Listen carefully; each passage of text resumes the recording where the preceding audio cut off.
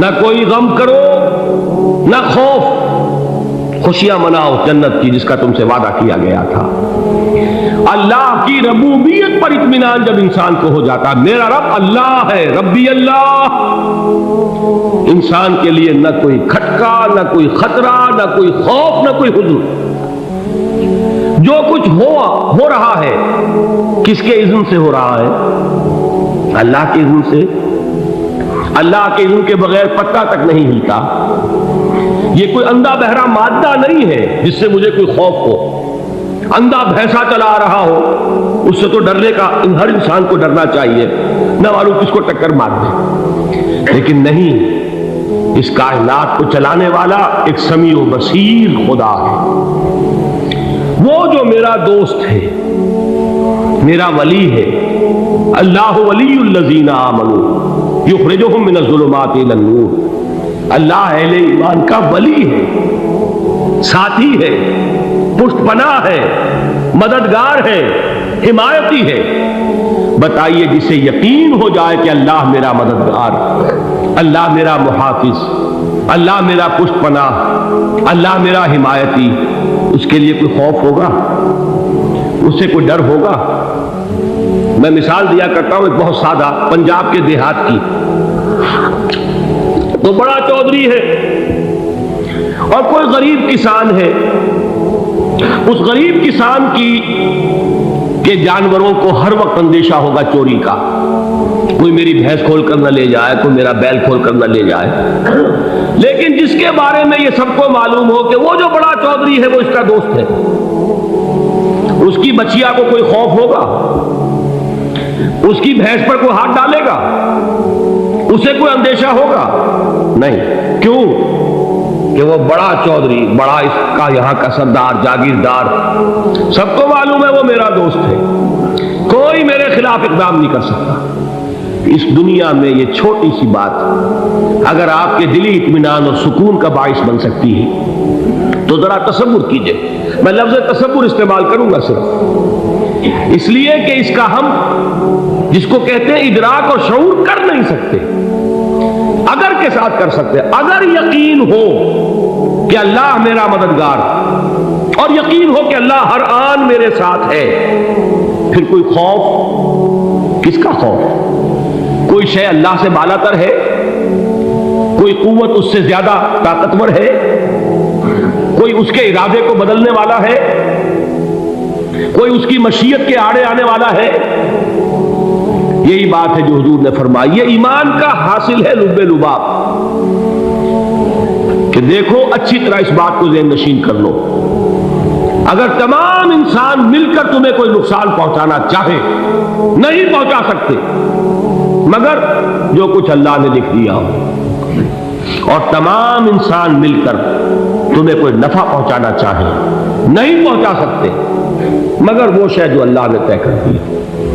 آپ پھر میں کہوں گا ذرا طاری کیجئے، اسے فرض کیجئے، اسے سوچئے، اگر اس حدیث پر ہمارا دل ٹھکا ہوا ہو تو کسی سے ڈر ہوگا؟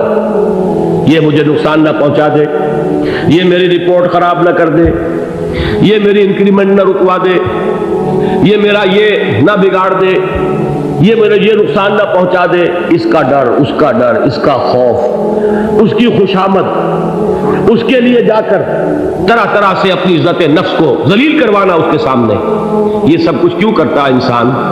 جب سمجھتا ہے کہ اس کے ہاتھ میں میرا کوئی نفع ہے، اس کے ہاتھ میں میرے لیے کوئی ضرر ہے، یہ مجھے کوئی غضب پہنچا سکتا ہے، یہ مجھے کوئی نقصان پہنچا سکتا ہے، یہ میرے کوئی کام بنا سکتا ہے، یہ میری کوئی ضرورت پوری کر سکتا ہے، اسی کا نام شرک ہے۔ جہاں آپ نے یہ سمجھا کہ غیر اللہ کے اندر کوئی طاقت موجود ہے، وہی شرک ہے۔ بتوں سے تجھ کو امیدیں، خدا سے نو امیدی، مجھے بتا تو صحیح اور کافری کیا ہے؟ شرک تو یہ ہے جس پر بھی تمہیں یہ خیال ہے، کلمہ ہے یہ کلمہ سوم، لا حول ولا قوت الا باللہ، ذرا اس پر دل کو کبھی اگر آپ تصور کریں، پھر فرض کریں، دل ٹھک جائے اس پر، کوئی طاقت نہیں۔ یہی بات تھی جو شیخ عبد القادر جیلانی رحمۃ اللہ علیہ نے اپنی وصیت میں اپنے بچے سے کہی۔ 11ویں دینے والے ہیں لیکن حضرت شیخ عبد القادر جیلانی کی وصیت اور تعلیمات کو کتنے لوگ ہیں تم جانتے ہو؟ یہ جن مقامات تک پہنچے ہیں وہ کس چیز کی بدولت پہنچے؟ انہوں نے جو پیغام دیا وہ کیا تھا؟ اے میرے بچے، جس طریقے سے قرآن مجید میں حضرت لقمان کی نصیحتیں جو ہے نقل کر دی گئی ہیں، میں یہ عرض کروں گا بالفرض اگر قرآن حضرت عبد القادر جیلانی کے بعد نازل ہوا ہوتا تو شیخ عبد القادر کی یہ نصیحتیں بھی قرآن میں درج ہوتی۔ اتنی اونچی نصیحتیں ہیں۔ اے میرے بچے، اس حقیقت کو ذہن نشین کر لے، لا فاعل فی الحقیقت ولا مؤثر الا اللہ۔ اس کائنات میں نہ کوئی فاعل حقیقی ہے نہ مؤثر حقیقی ہے سوائے اللہ۔ کسی شے میں کوئی تاثیر نہیں اگر اللہ نہ چاہے۔ آگ جلا نہیں سکتی اگر اللہ نہ چاہے، پانی ڈبو نہیں سکتا اگر اللہ نہ چاہے، زہر ہلاک نہیں کر سکتا اگر اللہ نہ چاہے، کوئی چیز فائدہ نہیں پہنچا سکتی اگر اللہ نہ چاہے۔ تو در در پہ کیوں سر جھکاتے ہو؟ در در پر کیوں جبیں سائی کرتے ہو؟ سب کے سامنے کیوں ہاتھ پھیلاتے ہو؟ ایک اللہ سے مانگو، ایک اللہ کے سامنے زمین پر اپنی جبین رکھو۔ لا فاعل فی الحقیقت ولا مؤثر الا اللہ۔ نظر آتا ہے ہمیں کہ پانی پیاس بجھا دیتا ہے، پیاس بجھانے کی صلاحیت پانی میں نہیں ہے، اللہ کے اذن سے۔ کھانا بھوک مٹا دیتا ہے، بھوک مٹانے کی صلاحیت کھانے میں نہیں ہے، اذن رب میں۔ دیکھیے یہی یقین تھا حضرت موسیٰ علیہ السلام کا واقعہ یاد کیجئے۔ سامنے سمندر آ گیا ہے، قوم دیکھتی ہے پیچھے کہ گرد و غبار کا طوفان۔ معلوم ہوا کہ فرعون اپنے لشکر سمیت آ گیا۔ لشکر جب چلتا تھا تیز رفتاری کے ساتھ تو گرد و غبار کا جو طوفان اٹھتا تھا اس کا تصور کیجیے، اور لمحہ بلمحہ وہ قریب آ رہا ہے۔ پوری قوم نے کیا کہا؟ اے موسیٰ انا لمدرکون، اے موسیٰ ہم کو پکڑے گئے۔ قرآن مجید نے تو یہاں وہ باتیں نہیں لکھی ہیں، لیکن تورات میں یہ درج ہے کہ بنی اسرائیل جھگڑنے لگے، دست و گریبان ہو گئے موسیٰ کے ساتھ۔ موسیٰ نے یہاں مروایا لا کر، اس سے تو ہم ہی بہتر تھے، وہاں کھانے کو ملتا تھا، زندگی تو تھی، بیگار ہم کر رہے تھے، موت تو نہیں تھی۔ اب جو کچھ ہوگا اس کا تصور کرو، جس طریقے سے ہمارے ٹکڑے اڑائے جائیں گے۔ تو لڑ رہے ہیں حضرت موسیٰ علیہ السلام سے۔ یہ تورات کی تفصیل ہے، قرآن میں صرف اتنا آیا ہے، پریشان ہو کر انہوں نے کہا انا لمدرکون، موسیٰ ہم کو پکڑے گئے۔ اس وقت موسیٰ کا جواب کیا ہے؟ کلا ان معی ربی سیہدین، نہیں، میرے ساتھ میرا رب ہے، وہ راستہ دے گا۔ بتائیے کہاں راستہ نظر آ رہا ہے؟ یہ ہے ایمان بالغیب۔ راستہ نظر نہ آئے تب اللہ پر یقین ایمان ہے۔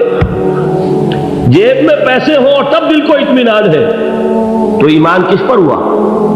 پیسے پر، اللہ پر نہیں۔ جب وسائل و ذرائع نہ ہو اور پھر یقین ہو کہ اللہ مسبب الاسباب ہے، وہ اسباب کا پابند نہیں ہے، وہ اسباب کا محتاج نہیں ہے، اسباب اس کے محتاج ہے۔ اگر یہ یقین ہے تو اللہ پر ایمان ہے، یہ نہیں ہے تو تمہارا ایمان اسباب پر ہے، وسائل پر ہے، ذرائع پر ہے، مادیات پر ہے، اللہ پر نہیں۔ اس وقت کہاں راستہ تھا؟ کوئی راستہ تھا؟ سمندر ہے اور ادھر سے لشکر آ گیا ہے۔ کلا ان معی ربی سیہدین۔ اب دیکھیے ایمان کہہ دینا آسان ہے، ہوا معکم اینما کنتم، جہاں کہیں بھی تم ہوتے ہو اللہ تمہارے ساتھ ہوتا ہے، لیکن اس کا یقین قائم ہو جائے تو زمین و آسمان کا فرق واقع ہو جائے۔ یہی بات ہوئی حضور کے ساتھ۔ غار ہے، چھپے ہوئے ہیں محمد رسول اللہ اور آپ کے وہ یار غار ابو بکر صدیق رضی اللہ تعالی عنہ۔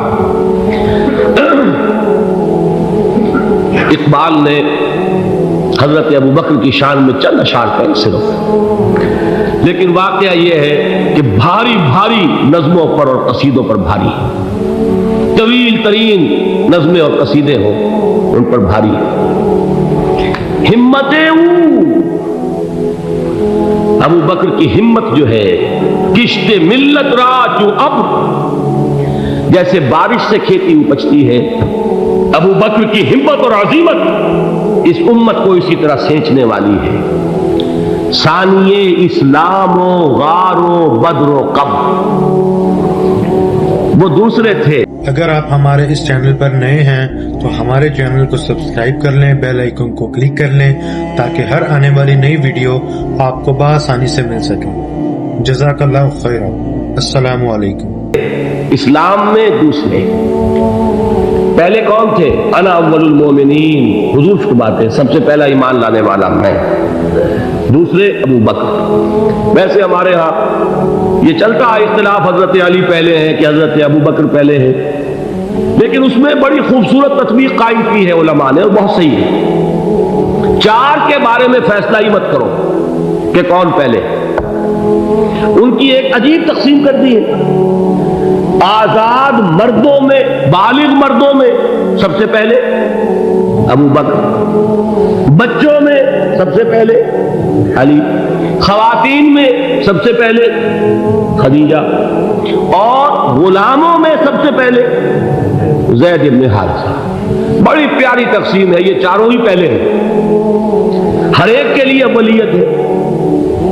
اور واقعہ یہ ہے کہ اگر زمانی اعتبار سے تعین ہوگا تو پہلے خدیجۃ الکبریٰ آئیں گی رضی اللہ تعالی عنہ۔ کسی اور سے بات کرنے کی نوبت بعد میں آ سکتی ہے، پہلے تو اہلیہ محترمہ سے بات ہوئی، آتے ہی پہلی وحی ہوئی ہے، ابھی تبلیغ کا حکم نہیں تھا۔ کس کو بتایا واقعہ؟ ابھی اپنی نبوت کی تبلیغ کا تو حکم ہی نہیں آیا۔ واقعہ کس کا ہے؟ وہ خدیجہ کا ہے۔ جب کہا ہے کہ خشیت علی نفسی، مجھے اپنی جان کا اندیشہ ہے، تو کیا جواب دیا خدیجہ نے رضی اللہ تعالی عنہا؟ وہ صدیقۃ الکبریٰ ہے۔ صدیقات جو ہے خواتین، ان میں چوٹی پر خدیجۃ الکبریٰ ہے رضی اللہ تعالی عنہا، اور صدیق جو مرد ہیں ان میں صدیق اکبر ہے ابو بکر صدیق رضی اللہ تعالی عنہ، لیکن صدیقات میں چوٹی پر۔ جب حضور نے فرمایا خشیت علی نفسی، کیا فرمایا، کیا عرض کیا، کیسے تسلی دی؟ نہیں نہیں، اللہ آپ کو ضائع نہیں کرے گا، آپ غریبوں کے ہمدرد ہیں، آپ مساکین کے تکالیف رفع کرنے والے ہیں، آپ بیواؤں کی سرپرستی کرتے ہیں، آپ مسافروں کی خدمت کرتے ہیں، اللہ آپ کو ضائع نہیں کرے گا۔ یہ یقین ہے اس خاتون کے اندر۔ خیر وہ ایک علیحدہ بات ہو جائے گی۔ میرے دل پر حضرت خدیجہ رضی اللہ تعالیٰ عنہ کی شخصیت کا بڑا گہرا نقش ہے۔